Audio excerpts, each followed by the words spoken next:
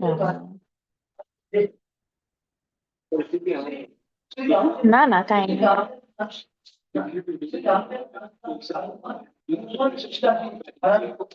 Hmm.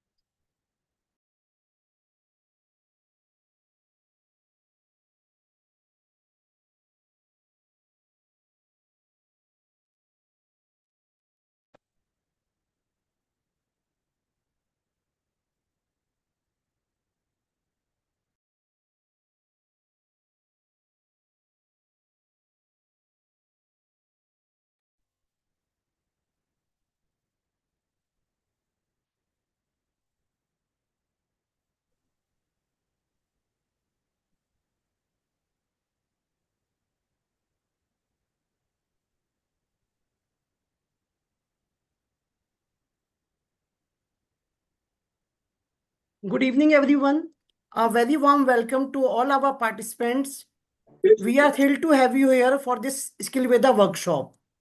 At Skillveda, our mission is to empower your growth through accessible, high-quality learning experiences, from short-term courses to hands-on training sessions.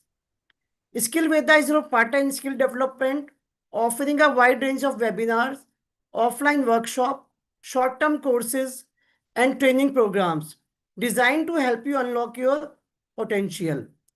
Today, we will be sharing strategies to master subject expertise, enhance communication and leadership, and foster creativity and adaptability. We are fortunate to be joined by Ms. Sheetal Sharma, a certified career coach and expert education consultant. With more than 15 years of experience in the field of education, Ms. Sharma has transformed the academic journeys of many educators. We look forward to the wealth of knowledge and practical wisdom she will be sharing with us today. Welcome, Ms. Sheetal. Thank you very much, Twinkle. This is a very warm welcome that I have received, and a very, very good evening to all the participants that we have here. I can see that the numbers are just rising by every second. That we already have about 90 plus participants, and that's a very good number. Looking forward to a webinar like skill building that only shows the approach of these teachers and these educators in the field, and I am really, really impressed and glad to see all of them here. So you will just let me know, when do we start? Yes, Sheetalji, we can start now.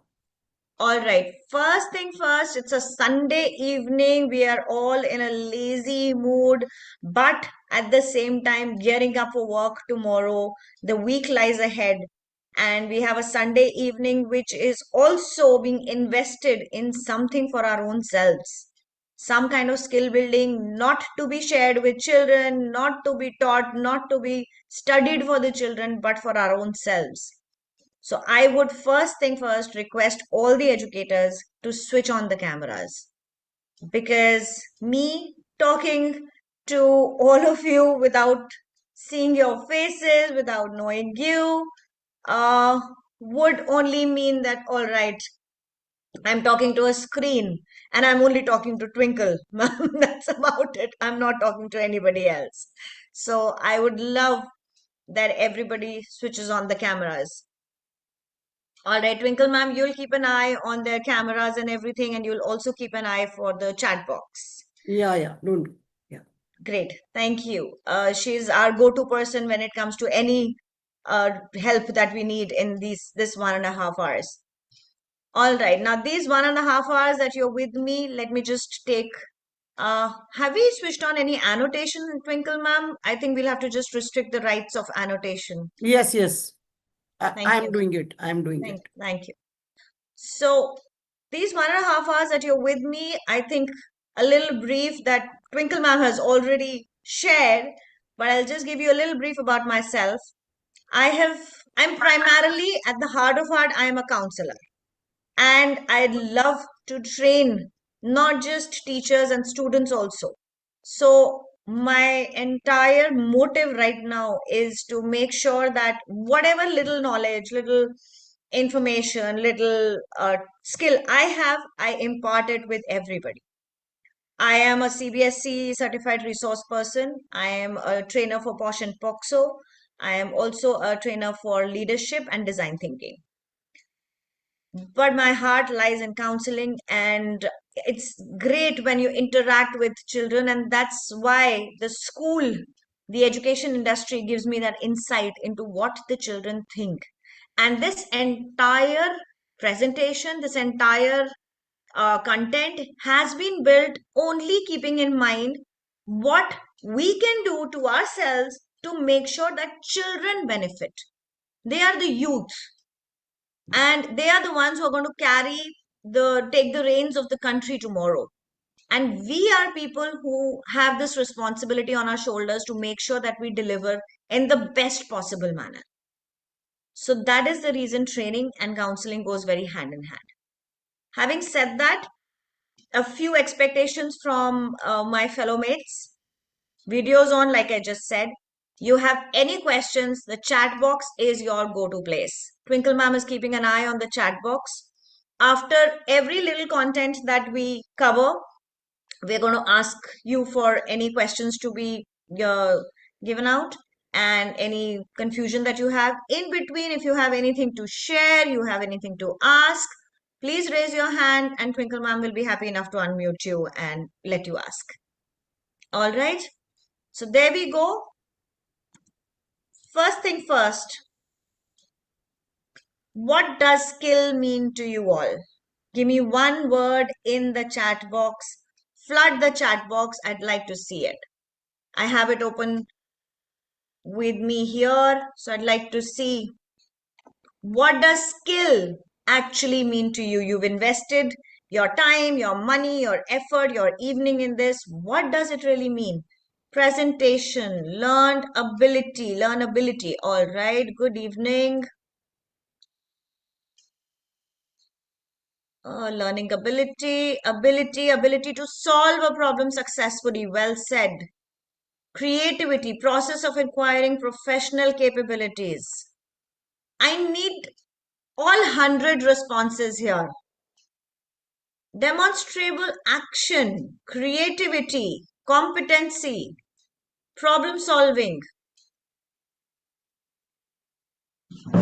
Do they really need training? They're already exhibiting the best. But why has it come to a halt? All right. Acquired ability. Wow, we'd like to discuss that. The ability to do something well, existing ability to perform through experience and learning, to solve other people's problems, perform effectively and correctly. Expertise, interesting capabilities, abilities to solve problem. Ability to handle any situation. I believe that's what you wanted to write. To do something well, especially because of training and practice. Okay. Well based on their expertise. Okay. All right. Perform a task with high competence. Interesting. Competence is something that is coming to me again and again, and the word ability is coming to me again and again. All right, so skill, you go to the dictionary, you search on Google, and this is what it shows you. Anything to do with marksmanship, mastery, literacy, numeracy, ability, anything and everything that takes you to have the expertise. So this webinar, we're going to understand what are the key professional skills for teachers, because obviously every profession has a different kind of skill base that we need to attain. Align teaching practices with CBSE CBPs. I understand that CBSE has given us this target of having at least 50 hours of training. So yes, 50 hours of training is important, but at the same time, these 50 hours need to be fruitful enough. And identify practical strategies of skill development. I mean, I am a believer of people who can give us some practical stuff to implement in the class. In my early years of career, so I'm a big time storyteller, okay? So I'll include a little short stories every time. And wherever you feel you can take a screenshot, not a problem at all. Please feel free to take a screenshot of the slides that we're presenting. So in the early years of our career, when we used to go for training, sometimes we used to feel that what is this training about? We've been giving all theory, and we're not being able to implement this in the classroom or the school setup. So I believe in very practical strategies. And then we help ourselves to identify the skill gaps. We all have certain gaps. We understand that. We agree on that. Give me a yes in the chat box if we all agree on that. Give me a yes in the chat box if we all agree that yes, we do have certain skill gaps and we need to work on that. Awesome. I need the chat box to at least keep on getting flooded every now and then so I know you're all listening. Okay.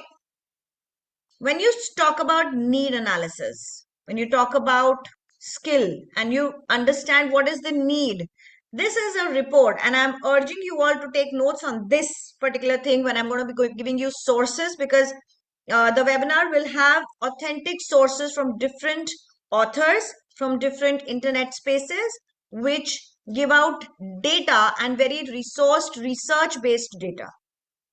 So the very fact of how you fix a skill in the learn to earn, there's a huge gap between earning and how you learn to earn. There's a huge gap. So how many of you would agree that there is a void between academia and industry? जो B.Ed में पढ़ा था, and don't mind being bilingual. Is that okay? For if I'm bilingual with you all? Because some people are from Gujarat, they may not understand Hindi. Maybe. all right. All Yeah, right. that's why. Perfect. No problem at all. So we'll go just in English. Yeah, That's not a problem. Yeah. So this is a report by the World Economic Forum, and my question was, how many of you agree that there is a gap between academia and industry? Whatever we had studied in B.Ed, whatever we had studied in college, whatever the students today study in college, somewhere is not practical enough. Somewhere it is not giving us that kind of insight to pick up the work and start earning at that level. And this is what World Economic Forum stresses on. And this is a whole article. Just type on Google "lost in transition" and you will find this article. And this is where the need comes. So how do we identify that what is the changing role of the teacher in today's times? If you go back to 25 years, maybe when we were in school, or 30 years, some people a little less, some people a little more, plus minus 10, 15 years. What was the role of the teacher? Twinkle ma'am, can we allow them to unmute? Yeah, please, we can. So what was the role of the teacher? Can you unmute and switch on your videos and tell me what was the role of the teacher 20, 30 years back? Ma'am, Yes, please. before 20, 30 years, there was a traditional method of learning. There are Absolutely. textbooks, chalk and board method. Teacher just explain and students just listen. So there is only one way. One way, students listen to the teacher and they grasp the concept. Means rote learning method was there. So basically, content delivery. I deliver content and that's about it. Now the child is listening, learning, not learning. I don't care. Excuse me, ma'am. Yes, Mr. Delivery of Tiwari. information. Delivery of information. Sorry?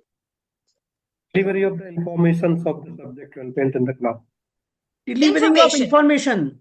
Basically, just information. There is information in the book. I will deliver this. I will give it to you and I will move forward. Now, in today's time, has this role changed? Yes, it has changed many, many, many times. And that is the reason we need professional development. Because every 5 years, when I stepped into the education industry, and before that I was working elsewhere I had a business, I was earlier a designer, moved on to 3 careers and entered the education industry, it was very different. Counseling was very simple. Okay, this particular child is not studying enough, sit down, counsel, move on. Training on the very fact that how to deliver content in the class. That's it. Over these years, especially ever since COVID has come in, we've realized that training has also changed multifold. The role of teachers has changed. And now, when we need professional development, what does it do? It actually benefits the students up to 20%. Again, a research proven fact. You have to stay in touch with the innovative practices. You have to think out of the box. You have to integrate technology. The like Purvi ma'am said, the days of chalk and board and just open up a book and move on and teach have gone. They're lost. To be confident enough, we need to change our teaching approaches, and that becomes very stressful for any teacher. So the burnout has to be avoided. How many of you feel you are burnt out? Just give me a reaction by the hand or an emoji. Just give me a reaction. Do we have reactions here, Twinkle ma'am? Or Yes, give it to thumbs me in up. the chat Thumbs box. up. Thumbs up is there. So give me a thumbs up. How many of you feel burnt out? That, oh my God, my work never Many are finishes. there. My work never finishes. It's a never ending work. How do I feel confident enough while going to the classroom? How do I not make sure that all my anger comes out on the children only? Because I have so many things to do and I need to really, really motivate myself to be satisfied in this job. Somehow, teaching job has become more of a pressure rather than a job which gives us satisfaction that yes, we are doing something for the children. Again, a lot of inclusivity and supporting different kinds of learning environments is expected from us. 15-20 years back, there used to be a special cell, or they would call it a special cell, and they would put all the children with differentiated needs out there.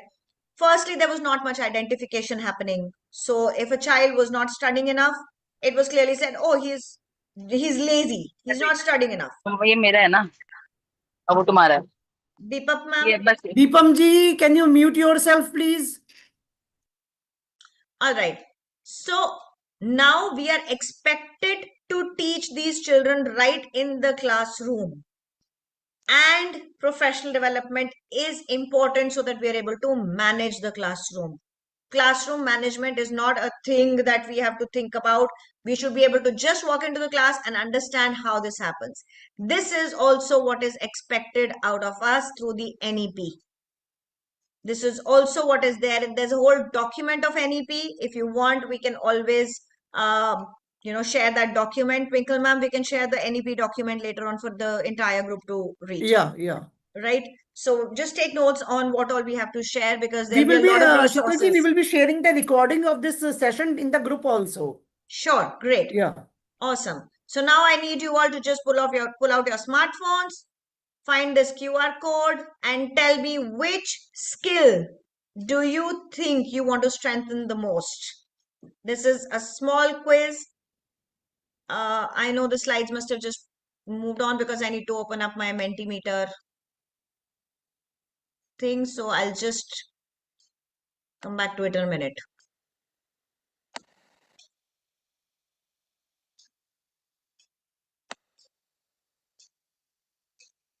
Purvi ji, link is on the screen. The link is on the screen. It's a QR code. Just Google the put the QR code and you'll find it. You have to scan the QR code.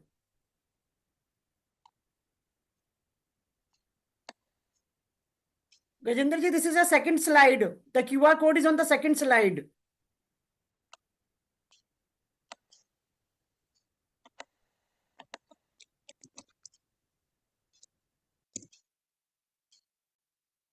I hope you all have been able to find out the QR code and put it out there. All right. I can see the responses coming in fast.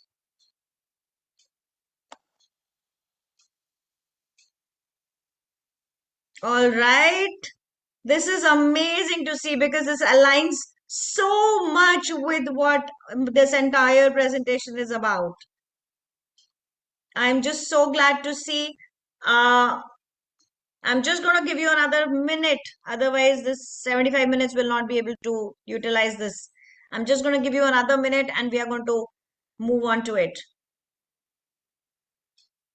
So maximum teachers are saying that 21st century skills is what we need. Okay.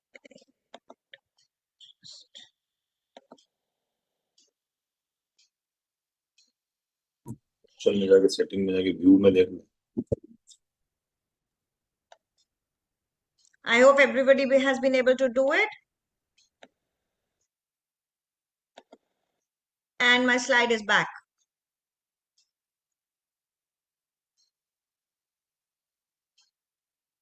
All right, so 21st century skills is something that we all need to understand, and we're going to deep dive into it a little bit.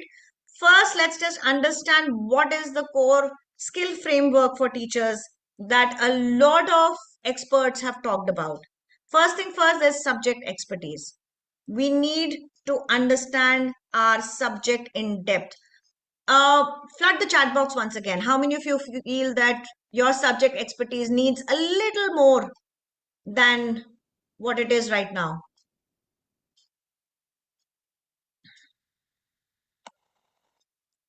How many of you feel that your subject needs a little more expertise than what it is right now? Strongly agree. Yes. All right. Okay. Now, how do we do it? We are supposed to be teachers. Some of you are PGTs. You are supposed to be at the top of the school thing. Some of you are in leadership roles. You're supposed to be teaching the other person. How do I do it? How do I bring about expertise of my subject? Okay, I'm sorry. All right. So, subject knowledge, first thing first, please understand the world has passed that era of just teaching the what and the how. The what and the how is no more required because children know it before you do. It is literally on the click of their hand. And with AI coming up, you have 20 websites, and AI will sum it up and give it to you in just one page. You tell AI to explain it to, as a student of grade 5, and it will explain it to you. You tell AI to form the best of answers for something, it will do it for you. So the why is important, and that will get you accolades as a teacher. That will get you recognition as a teacher, because you know the why of any particular problem. Secondly, important information is retained, has to be retained. We are not asking you to do rote learning and not open the book ever in the class. No. But some level of important information has to be there in the head. CBSE curriculum especially is repetitive. I don't know how many of you are going to be ICSC or IB board or Cambridge board, but CBSE curriculum is very repetitive. So there shouldn't be a problem having important information out there. There are a lot of mnemonics, there are a lot of ways you can retain that information, and teachers of years of experience definitely have it. Now, when you have this experience, and you have to use it to the best possible way. As a counselor, when children come to me and I have to open my Google Doc or I have to open some kind of book to refer, they look at me like this. They're okay, ma'am doesn't know.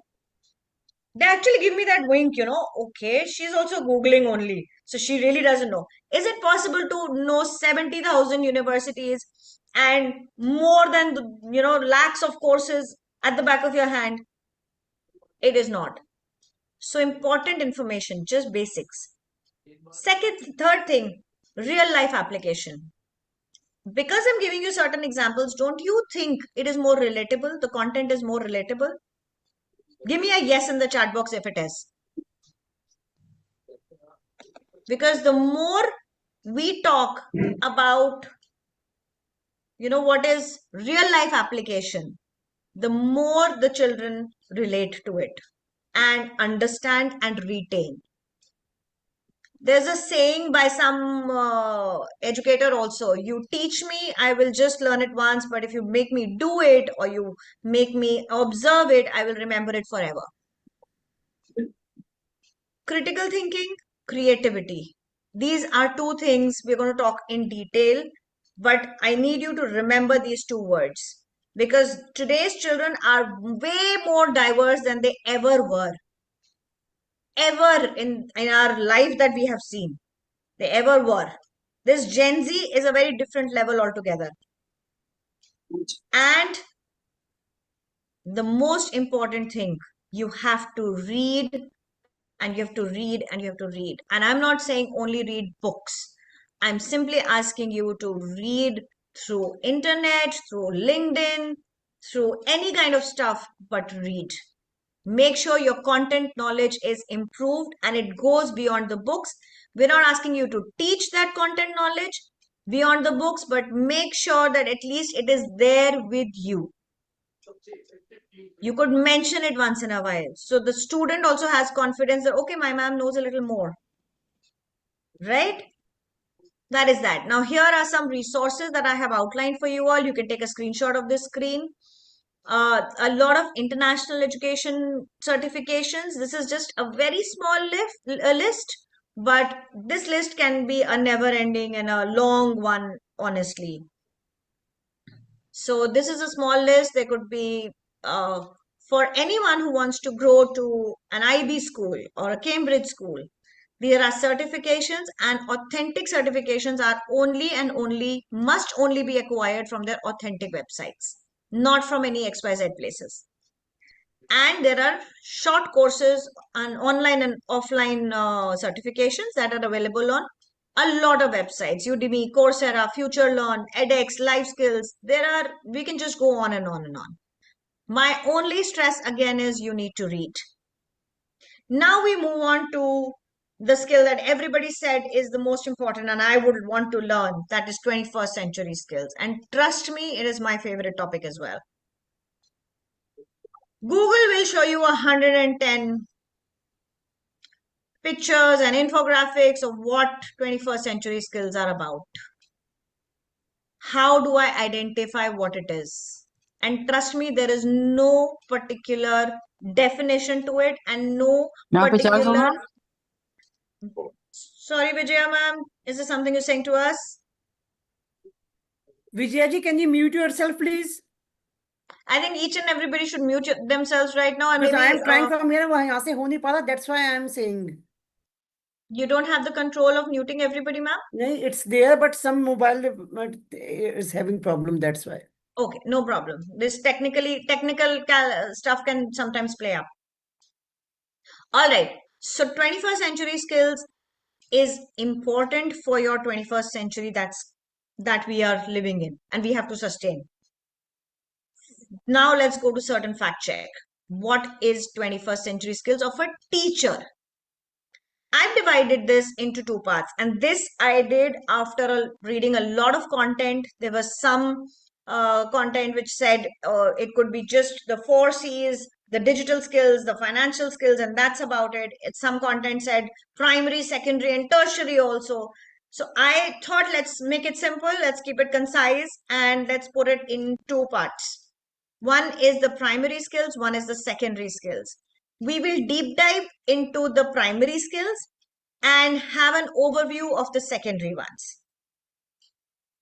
Now, when I move to the primary skills, creativity, communication and empathy, critical thinking, crisis management and problem solving, collaboration and ICT. And I would want you all to remember this with the entire C bracket of 6 C's. You covered this and kind of sorted to understand what 21st century skills is all about. Now we'll go a little deeper into this one by one. Till now, if anybody has any questions, please feel free to ask. I'll give a little pause here.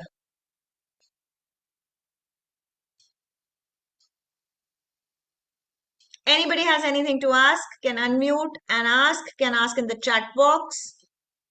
I'm looking at the chat box also. Or should we move on?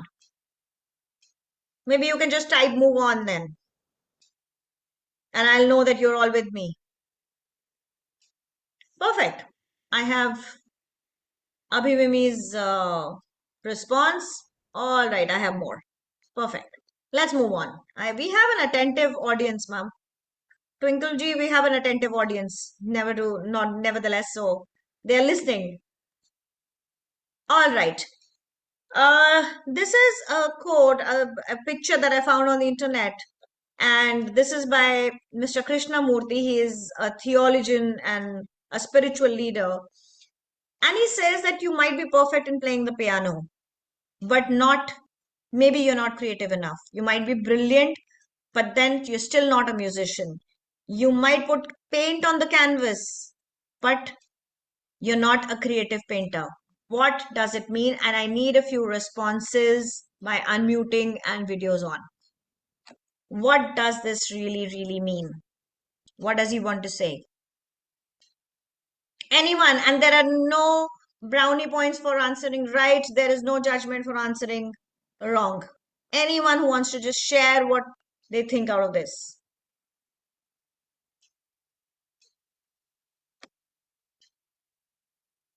No one? Come on. I thought we had an audience which was very responsive. If you want, you can type it in the chat box. I'll just read it.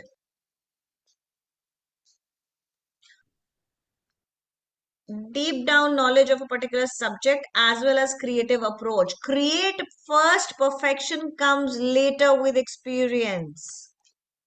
Very interesting, Mr. Bhargav and Ms. Srilata. Very interesting responses. Very skilled but not creative. Excellent. I like these responses very much, even though we have a few of them. Creativity is something that is not in the books. It is not a curriculum. Yes, it can be taught. Yes, it can be built up. It can be inculcated, but you will not find it in the CBSE or ICSE curriculum. You have to innovate to bring creativity. So you might know the content in the most beautiful manner, but you might not know how to deliver it in the most absorbable manner. That is what this entire thing is about. So when I say creativity, how do we go about learning and understanding creativity. First thing first, associative techniques. If anybody wants to explain these, ये leave किया गया था तो मैंने कुछ नहीं किया. all right, can we have the Zoom user please mute themselves? I muted. Thank you. All right, associative techniques. If anybody wants to just read out and explain what this is all about. Anybody wants to put it in the chat box.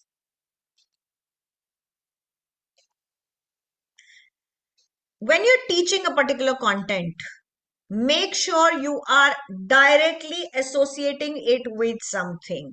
It could be just a word association. It could be a visual association. It could be ability to think differently. Okay. These are coming in now. We've already crossed that slide. I'm sorry.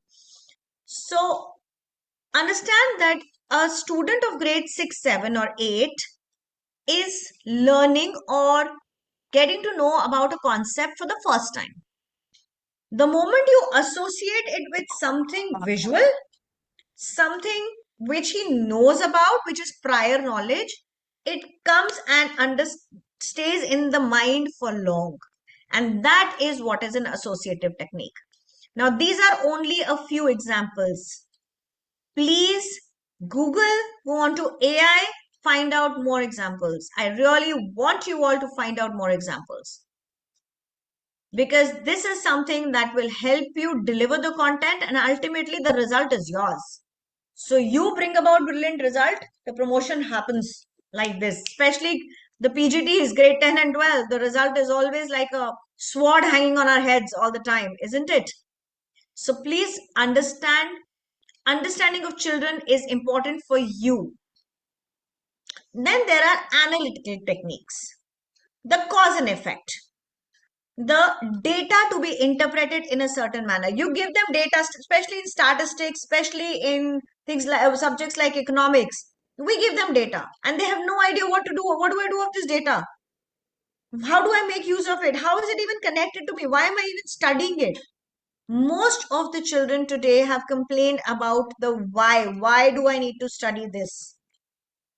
Students who do not like maths are often seen complaining, why do I need to understand trigonometry? Why do I have to like calculus? Why do I need to understand this?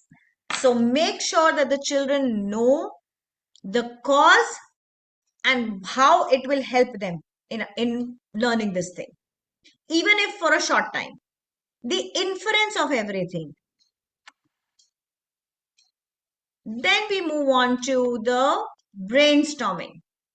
You start brainstorming activity in the class for a particular content. Trust me, they all love it.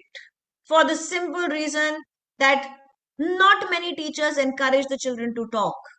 The moment you have a brainstorming activity, they're talking their mind out, they're talking their heart out. Please make sure that brainstorming happens in the classroom. And then we go on to storytelling. Storytelling is that one powerful technique that helps you let the children understand every topic in real detail. Now, storytelling is also a very big chapter or content on which people in offices, in corporates are being trained for.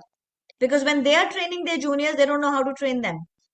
So storytelling happens to be that powerful technique. Just go on to LinkedIn and type storytelling and you will find truckloads of articles out there.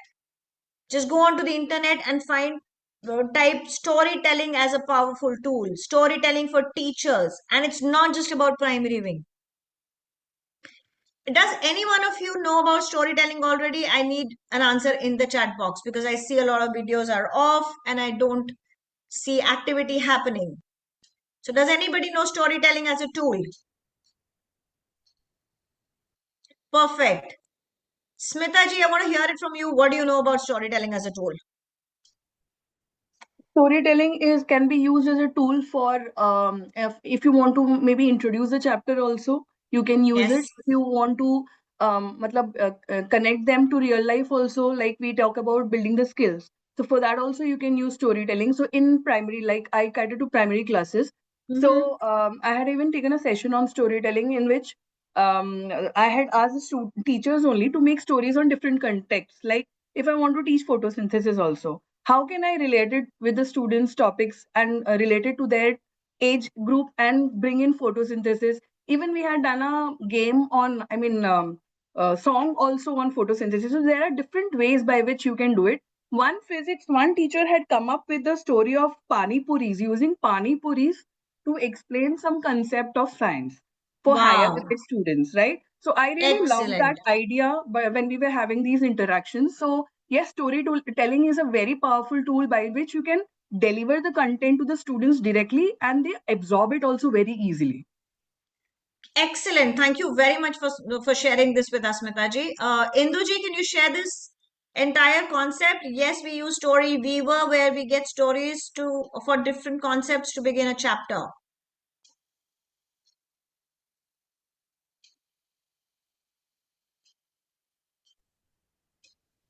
Yes, All ma'am. right. Story Yes, Weaver. Induji.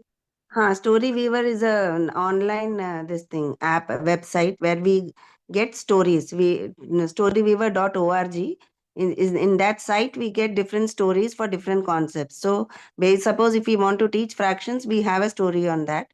So it's between, maybe for example, between two girls, they are sharing their story. So we read that out in the class and then start the chapter so that children get related to the real life of what fraction is used in real life, like that. Lovely. Can you just type the website in the chat box for everyone to take it down?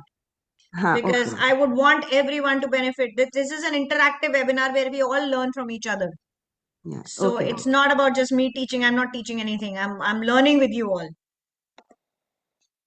All right. So storytelling has been that particular thing that we all understand. Storytelling also requires a lot of voice modulation, the way you talk about a particular concept. And yes, you don't have to rack your brains all the time. Like ma'am just shared, you have websites and you have a lot of AI helping you with this. Use it. It's important. All right. Let's move on to communication and empathy. Does anybody know the difference between empathy and sympathy? Can we have it in the chat box? What is the difference between empathy and sympathy?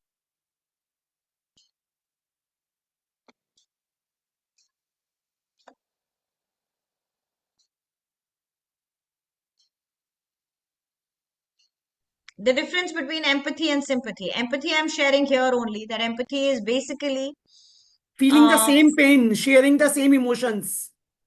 sharing the same emotions. Empathy is sharing the same emotions. Okay, all right. I feel with you. I like that. Anybody else who would want to unmute or would like to type? Sympathy is showing concern, and empathy is putting your feet into the other person's feet, putting your shoes to feel the same pain. Okay. I think sympathy is feeling for you and empathy is feeling with you. Okay. Very true. Okay. All right. All right. So just to put it in very simple words, sympathy is more on the lines of pity. I feel for you. I'm so sorry for you. Empathy is when you take charge and you say, yes, I understand your situation and let's do something about it. Khali empathy, even if I just have blank empathy and I don't take any action on it, what's the point? So empathy to me is taking charge of it. Trust me, there is such a lack of empathy amongst teachers in India. This is again data. 75% teachers showed medium levels of empathy concern. Today, I hope there are some people from the psychology background and you know that we have assessments for everything, psychometric assessments for everything. There were about 75.5% of teachers who showed medium level of empathetic concern. Perspective taken, again, not many, and only about 17 to 21 scored high on empathy decisions. You do not communicate, you do not feel for the child, you don't understand the background the child is coming from. I'm sorry, it makes you less of a teacher. It does. I'm going to state very hard facts because when it comes to children, I'm always with them on their page. Even though I'm a very strict disciplinarian, but still I am with them. So let's understand the whys and how this behavior has come into picture rather than just stating facts. कि बच्चा तो पढ़ता ही नहीं है. This child doesn't study ever. This child is like this only. Oh, he's a duffer. Lot of labels. Lot of labels. We are used to using labels in the country. The whole country, trust me. It's not just about my school would not have it. Yes, they also have it. And I've been to other schools, everywhere this is the situation. So we need to work on this. Can it be trained? Yes, we can train. So I'm just going to share a particular content from a book called Empathy and Why It Matters and How Do You Get It. This is by Mr. Roman Znarik. And this, I have the PDF of it. So if anybody wants it, I can share the whole PDF. Read it. I've read it. It's a beautiful book. So I'm just going to share a little gist out of this content, that how do we build on empathy? How do we make it our own character? First thing, you have to make it thoughtful. It has to be a thoughtful effort. I have to train myself to be empathetic. It just doesn't come because I'm a counselor, you are not, because I'm a psychology teacher, I have read it, you have not. No. With the world shrinking into 116-inch laptop, you can read about everything. Another habit, step into other people's shoes. Once you've trained your brain to be empathetic, start stepping into the other person's place. Start understanding, if I was him, what would I be going through? Maybe this happened with me in my lifetime, but it was handled, so I don't remember it so much. Just go back, remember your time, or just imagine that you are that child. And maybe you have some issues at home, or maybe you are going through some kind of a crisis problem. And that's the reason you're behaving in the way you're behaving. It might not be very big to you, but to a child of maybe 10 years or 15 years or 16 years, it's a big issue. Make sure that you explore the child's life. Till the time you don't realize why the particular child is behaving in a particular manner, you will never be able to be empathetic enough. You can call yourself empathetic because you've read text and content and you've trained your brain. But I'm sorry, it doesn't work till the time you don't explore. So you need to talk and communicate with the children. The children need to know that you are there to listen. And make sure that this conversation is practiced in a non-judgmental way. What is that one thing that most children say today? Ma'am, I'm sorry, I don't want to talk about it because I know I'll be judged. As a counselor, I'm telling you this little secret. 95% children are scared of being judged. Tell me one thing, why are we not opening up our videos right now when we are not talking too much right now? The fear of judgment. Oh my God, my answer is going to be right or wrong. Is ma'am going to judge me? Are the other people going to judge me? Why should I reply? Let me just stay silent. Nobody's going to say anything. Silence is the biggest enemy of every person. And then make sure that you have transformed yourself into the other person's mind. It's not just the physical situation that you think about. The feelings are here and in the heart. Make sure you've judged, and you've not just judged, you've understood that. Also, you are the reasons that this big social change can come about. Please bring it in. This is a revolution that we are expecting the teachers today to bring in. It is not a norm in this country. And it's not just about this country. There are quite a few countries in the world. US lags behind in empathy so much. UK still stuck to the hardcore academic rigor with Oxford and Cambridge.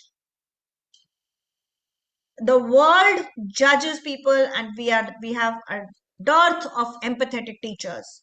Bring about that change, take charge of it. How many of you would right now promise me to take charge of this situation? Give it to me in the chat box. Give it to me in the chat box that you would take charge of this situation and that you are not attending this webinar just to earn a certificate? I only see one right now. Ma'am, do you see more? Twinkleji, do you see more? Thumbs up are there. Yeah. Thumbs up are there. Yeah, they are Thank you. writing now. They are writing in Thank chat you. box. Thank you. Thank you very much for at least giving it a thought and saying it out loud. All right. I hope we are running on schedule. I get a little carried away when things like these come in. All right, let's talk about critical thinking and the entire cycle of critical thinking. Now, this is an infographic that by Justin Wright. He's also an author and a thinker. So he says there are particularly stages of critical thinking that you need to find out. One is the evidence stage, one is the assumption stage. So if I just break it down into very simple stuff, into very simple cycle, collect evidence. First thing first, if there is a situation in front of you, you have a classroom situation, there are two children fighting, and you don't know what to do. Make sure you have evidence, make sure you have witnesses, and you have more than one or two witnesses because it's a matter of the child's life. He might be subjected to some hard disciplinarian action. Question the obvious, the assumptions. Usually it is seen that in a classroom situation, the one who is penalized every now and then and the one who is not a very high scorer is the one who is assumed to be doing something gross. In a hypothetical situation, like I just said, where two children are fighting, we assume that this is a low scorer. This is the one who's always into trouble. So he is the one who is always doing this. Make sure you're not assuming, you're questioning the obvious. Then you go on to the perspective stage, which is please understand all sides of the situation. Usually we are very quick in making judgments and we take the side and we see the perspective of the student who is obviously brilliant. Then start thinking out of the box. Is it important for these two students to face the cliched disciplinary action, or can I do something different? Can I do something new? Can I take charge of the situation and not just let it be the way it is handled every time? Take them to the principal, give them a yellow card, a red card, out of the school, suspension, all that stuff. And then you have to think about what are the implications of this entire thought process. Then I'll come down to the subject. I hope this entire cycle is understood by everyone. Is there anything anybody wants to say?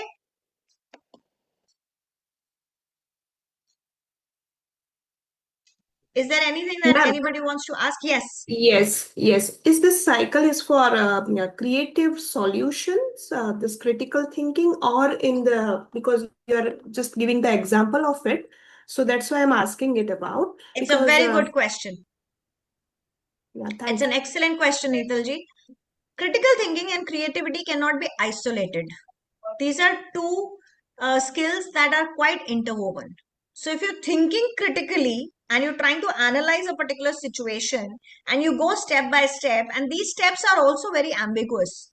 They are not true for every situation that you encounter. Sometimes you might not get into an assumption stage. You don't know both the students any which way. And you are asked to handle it because you are the unbiased person.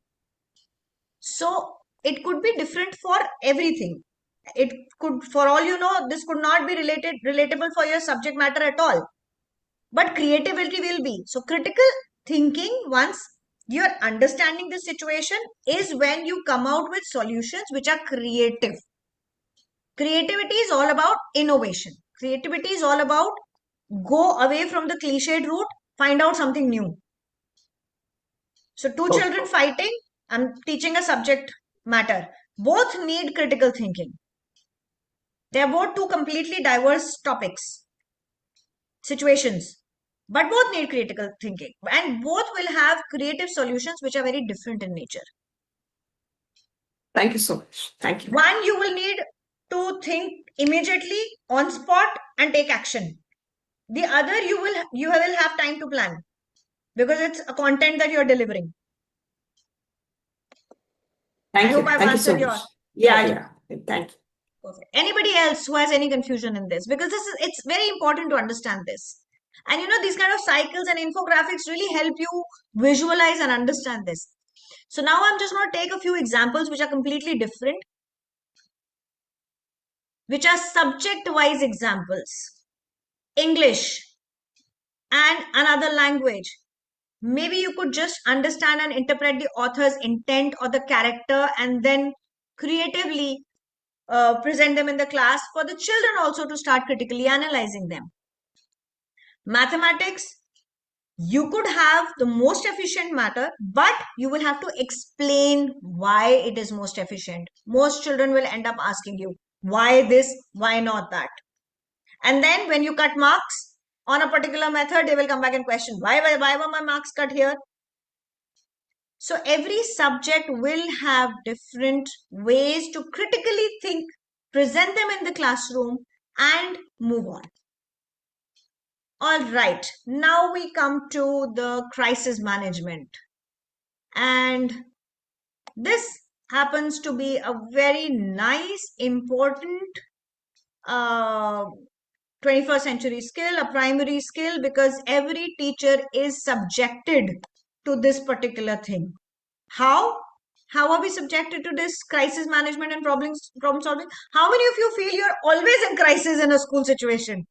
You have 7 hours and they are never enough, and there is a crisis all the time coming in. You're planning something for the classroom and you thought you will finish your 30 notebooks, the checking, and somebody said, okay, there's a substitution there and please rush. So give it to me in the chat box. How many of you think you're always on the edge in the classroom? Always on the edge. All right, this is coming in quite quickly. And I've just touched the wrong nerve, I think. All right. There are a few ways. Again, I've used an infographic here. And trust me, this is all available. You just have to know it and you have to use it to the best of your knowledge and your ability. There is a difference between responding and reacting. And that is what is super, super important. A teacher comes and tells you that, all right, your headmistress has called you and now she's giving you a substitution when you thought this was my only period free and I will check the 30 or the 40 notebooks of my class because there is a submission day tomorrow and I have to give it back to the children. How do you react or you respond? That is what it is all about. Anybody who's reacting will just blurt out anything that you feel at that point of time. And this is the root cause for a lot of problems that you find amongst staff. And trust me, it makes your life really hell. It makes your life really difficult because you don't know how this person is going to take this, and for the next coming days this person is not going to be collaborating enough with you for anything and everything. So the reactive mind will always avoid feeling uneasy, will just say whatever comes to the mind, later on maybe regret, and that regret will linger on for a lot of time, for a good period of time, will get upset very easily and take everything personally. So many times when you have these staff meetings, and in general, there are some things that are pointed out by the headmistress, the vice principal, or the principal. I hope we don't have too many principals here. Oh my God, I'm going to be talking like this. I'm sure I'm not getting a job with them then. All right. So many times there's a staff meeting and something's been pinpointed. We always tend to take it personally. I didn't do it. Still, I was told about it. That is not how it works. Not in the world that we are in right now. Things are generalized and spoken in meetings, and you have to move on and stop taking them personally. Keep it professional, keep it absolutely straight and simple. Make sure that before you talk, you pause. If you can't, there's a very simple technique. Some of you might be knowing it also. Just count backwards from 10 to 1. Or if you think that is a short time for you to pause before you react, count 20 to 1. Deep breathe, move away from that particular physical space. Move out of that physical space. Sometimes just physical proximity will make you react and look at the other person and you feel, oh my God, why is this person even here? Why is this person even, why does this person even exist in the world? So you have to do this. The responsive mind will find these opportunities which are uninvited as opportunities to grow. Maybe if you take a substitution, your mistress will remember that you saved the day at that point when I did not have anybody. You never know that. So make sure that you're being heard and you're being seen when these are opportunities, and you make convert the problems into opportunities. So when there is a crisis situation, what do? Do you react? Do you respond? This is a question that you have to ask yourself. Don't want to ask. I don't want to know. I don't want answers in the chat box. Nothing that is embarrassing for you to be done. Moving on, collaboration. Oh my God, this is one skill. Does anybody know why do we bother about team development? Why should we even think about team development? Give it to me in the chat box. Come on. Give it to me in the chat box.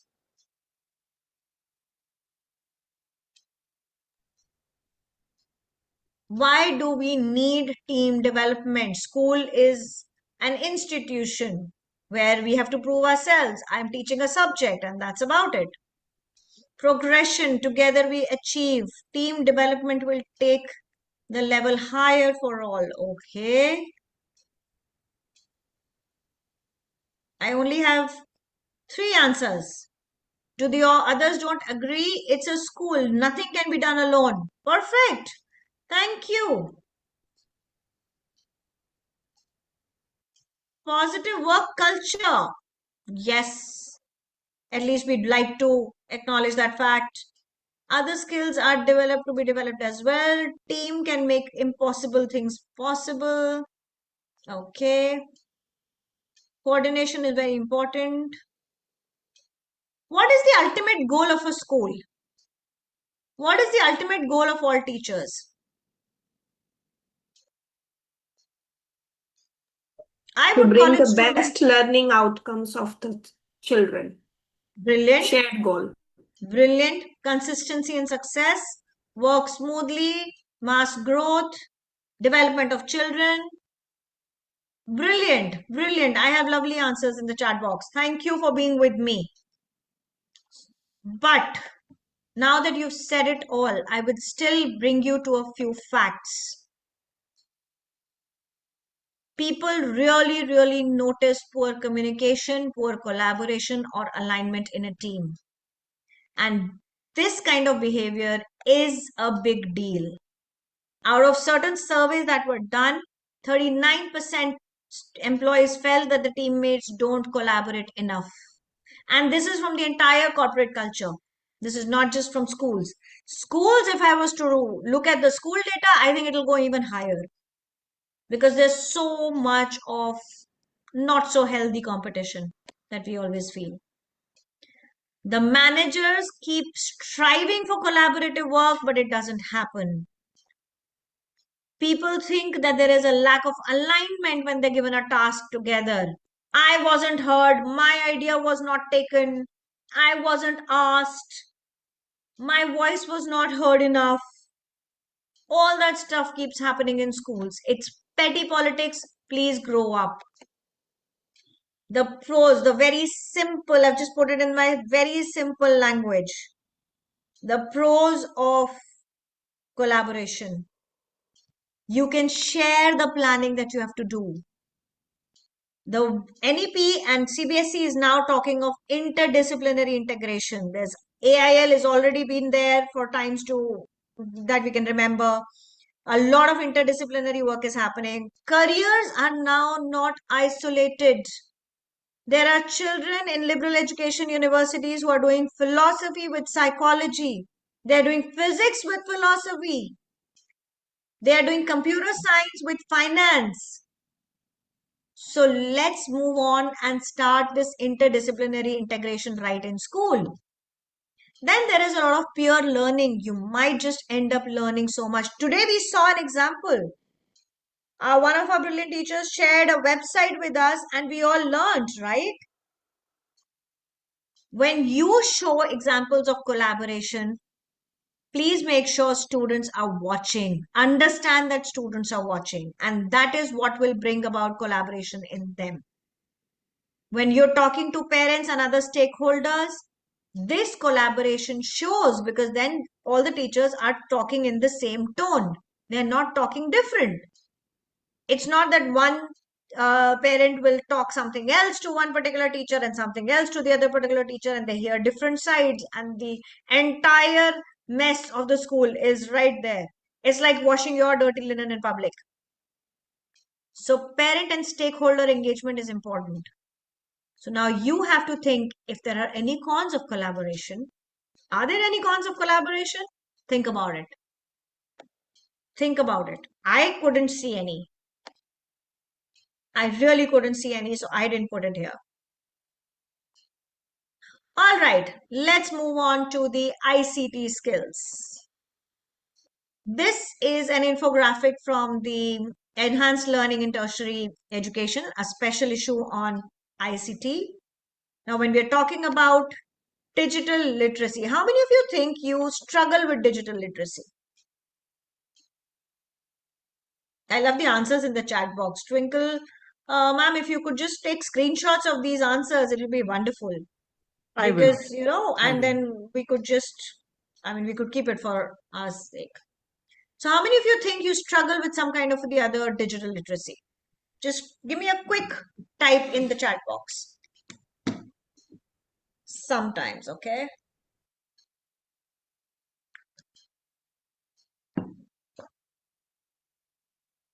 Not now, 5 years ago, I did, okay? That's an honest answer. All right, I think with the stress coming out so much on digital literacy, we could think about the entire Microsoft and Google platforms that we should be hands-on with. There are so many resources you could learn these tricks, and these things will make your life very, very easy. You could use so many of these things in the classroom. Like if you use Canva to make a presentation, if you could use some kind of cloud and make sure that you carry your work everywhere you go, you're getting bored in a drive, you could just read through your work. Maybe, you know, you could present some activities and some videos in the class which actually enhance inquiry. So make sure digital literacy is an integral part of your growing up, your professional life.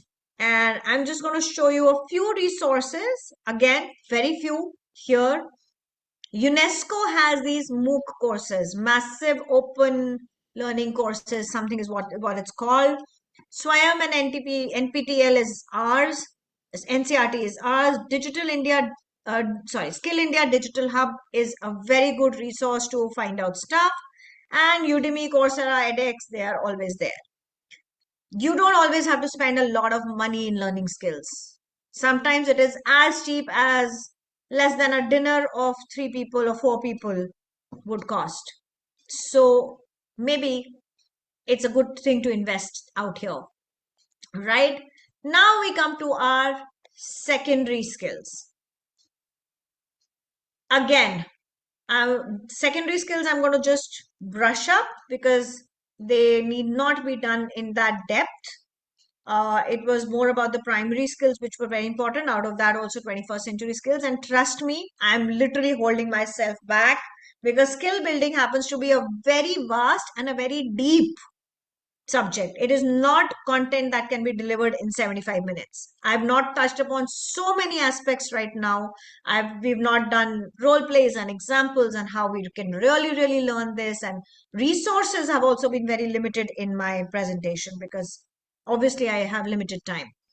But if I look at the secondary skills out here, general knowledge and research. Why would a teacher who's teaching probably English or physics or maths need general knowledge and some kind of research work?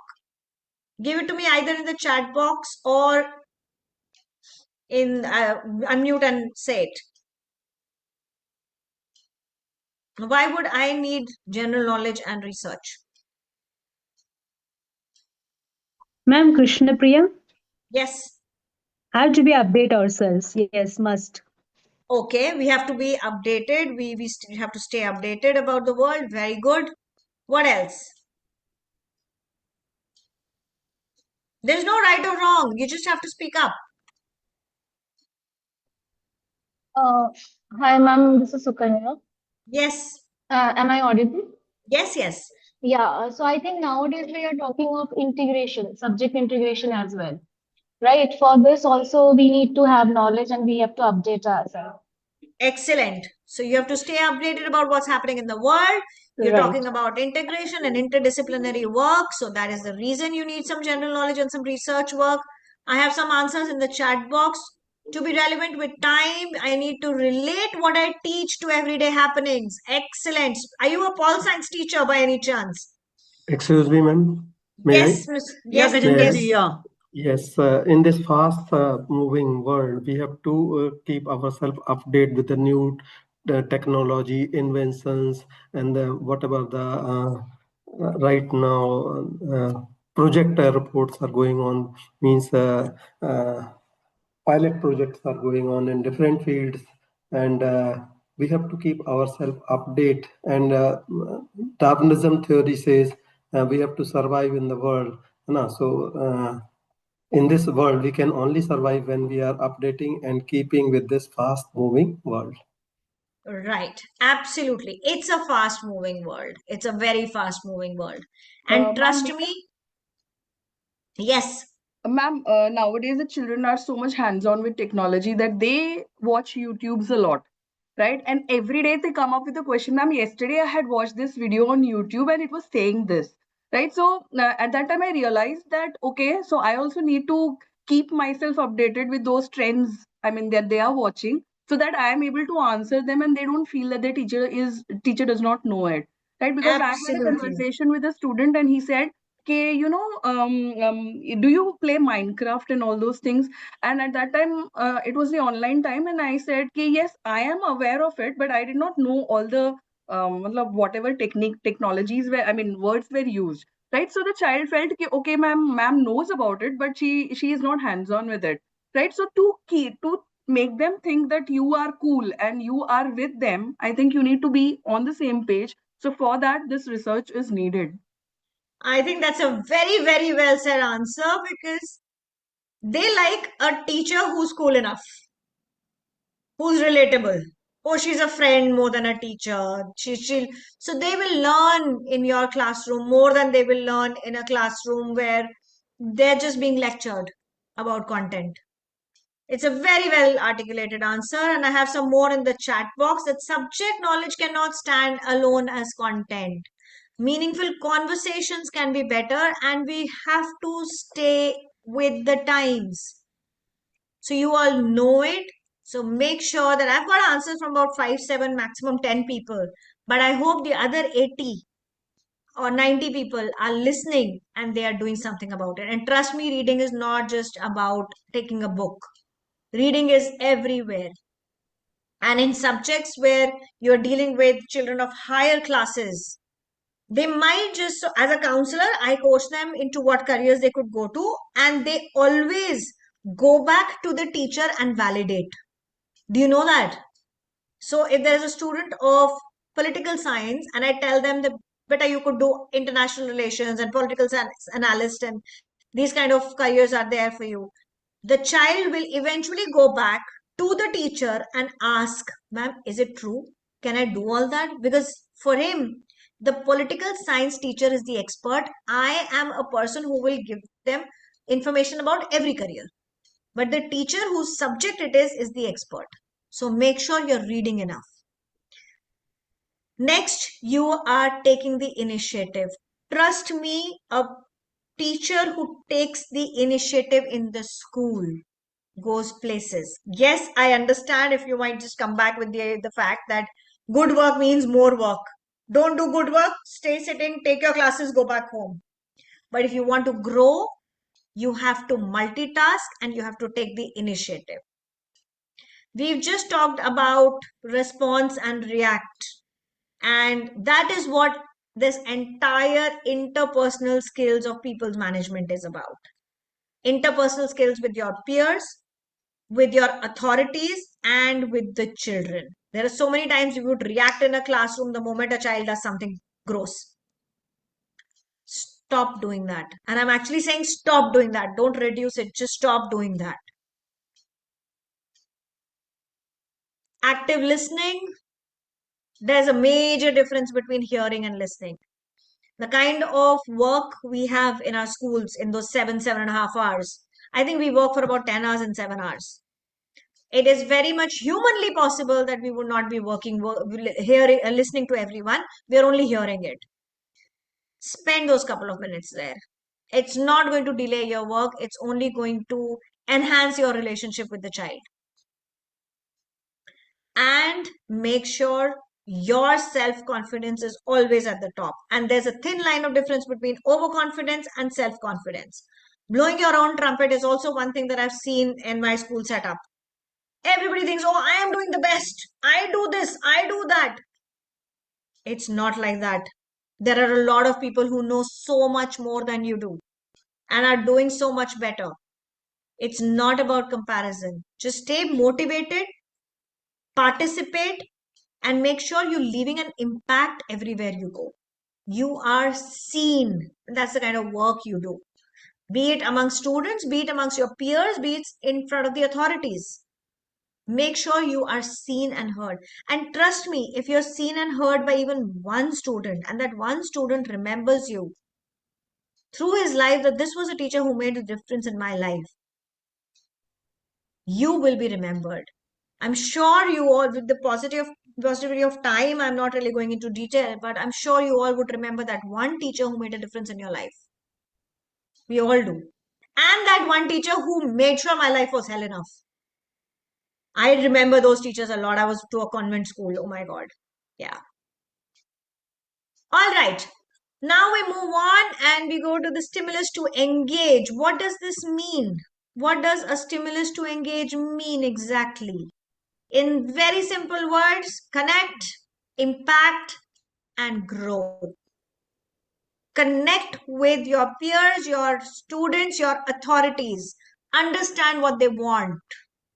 Then work towards leaving an impact. And that's where your growth is. Your growth is not in isolation.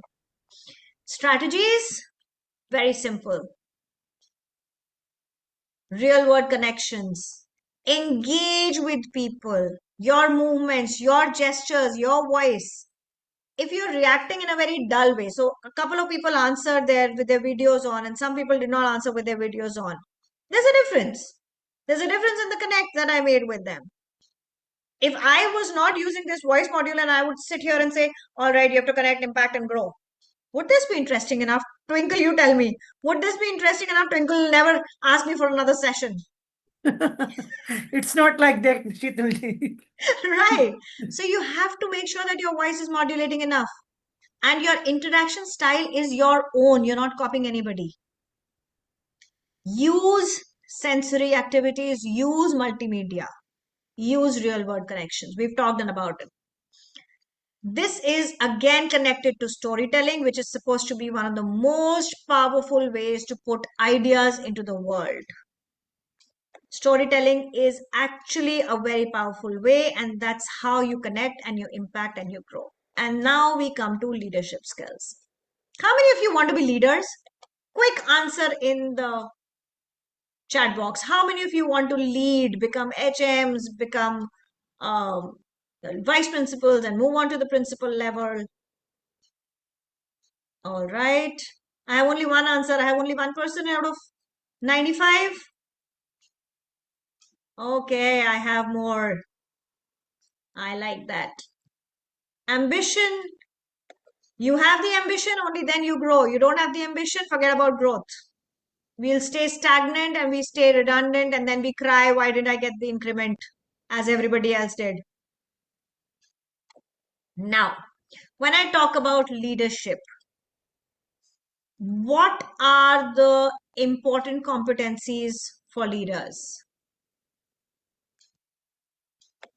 If I just go one by one for yourself, this might seem to be a little repetition of what we've already done. We've already gone through it. And trust me, this is what takes you to the leadership level.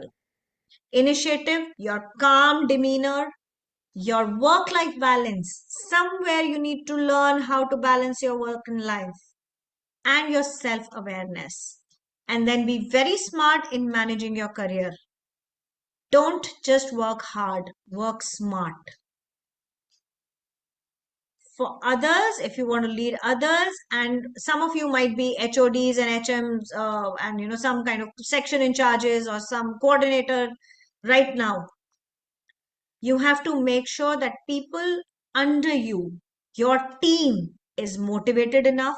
They know they can depend on you for decisions, and you will act in all fairness. Also have the compassion, the sensitivity, and make sure that you're putting them at ease. Now, leadership cannot be taught through one slide. So, Twinkle, if you think leadership, there are people who would want to understand leadership. I am already a trainer for leadership. We can do that also. Yeah, definitely. We will. Right? Leadership cannot be taught, cannot be just have a conversation over leadership in one slide and get As over already it. discussed, Shitalji, we will be doing a short-term course on skill building also. Yes, yes. In fact, we can plan more courses. There's a lot of things: design thinking, Yes. leadership, skill building. All Yes. right. For the organization, every organization today needs leaders. There are a lot of followers, but we don't have leaders.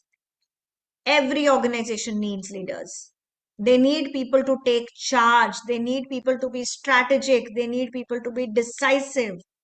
And we don't get them. I've worked very closely with the management in a school development program for over 2 years. I was one of the 5 people who were chosen from the entire school. So trust me, this is one thing that the management thinks. And now we come to a very important thing, which is emotional intelligence. This is the last of it. Take a screenshot of it, because again, emotional intelligence is something that I cannot cover in one slide.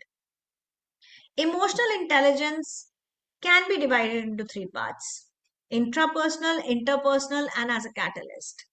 Make sure your relationship management, conflict management, how you meet and greet other people is balanced.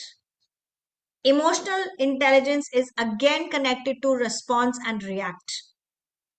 How you respond or you react. That is where emotional intelligence and emotional quotient is connected to. Your social awareness, where are you? What is your responsibility at that time? I have seen some teachers actually while away their time the moment they are in school and they have a free period, and then cribbing on, oh my god, I could not check my notebooks, I could not do this, I could not plan the lesson. Be aware of what your responsibility is at that time. Motivate, initiate, drive, and be resilient. Have an attitude. This is attitude. This is not about aptitude. This is attitude, which is character. Your self-management is going to be super important. How you adapt to situations. Do you all remember COVID period? A lot of teachers were laid off. Who were these teachers? Apart from, people like physical education and music and dance and performing art and these people, who were these people who were laid off? Other people who had the knowledge of content. Who were these people who were laid off? Anybody? These people were the ones who refused to adapt to a new situation of working from home, understanding and learning new technology, These were people who said, I don't want to learn all of this PPT making and stuff, and I don't want to teach like this. I'm going to take a break. They went on a break and they never came back because COVID, it was anticipated it will last only for a few months. It lasted for more than 2 years. And now we are in a situation where we are doing online stuff by choice. So we need to adapt. At that time, I never thought I'll be taking trainings like this. It was always on site with 100 people in the room. I never thought it'll be like this, where I will not see faces and I will have this thing. So make sure adaptability is one fact that you know, one skill that you learn. Of course, a whole lot of self-awareness is important, where your confidence is important, your self-assessment is important. And like I just said before, there's a very thin line of difference between overconfidence and self-confidence. Again, this is a source that I've taken from a UK-based education consultant. Go on to their site. You'll have a whole article with this. Read it. All right. Twinkle, do we have a time for a breakout session? Because I think Not we were right now. No, overstretched. it's almost about to be 8:30. Yes. Not right now, yeah. So this is one infographic that I really liked and I thought you should know. Practicing sober is very easy, and sober is a mnemonic that you will remember. So just stop, observe, breathe, expand your thoughts and respond. Just whenever you're in a situation, if at all you remember me, remember me. If you don't remember me, that's fine. Remember sober. So we'll skip the breakout room and yeah. Now, this is something that I'd like to end with. The capacity to learn is a gift and the ability to learn is a skill. So it's your choice whether you want to learn or you don't. It is totally and totally up to you. It is not up to me. It is not up to Skillveda to train you. It is your choice. So yeah, that's about it. I'm opening the room for questions. Anything, any comments? Any questions, any queries you can ask.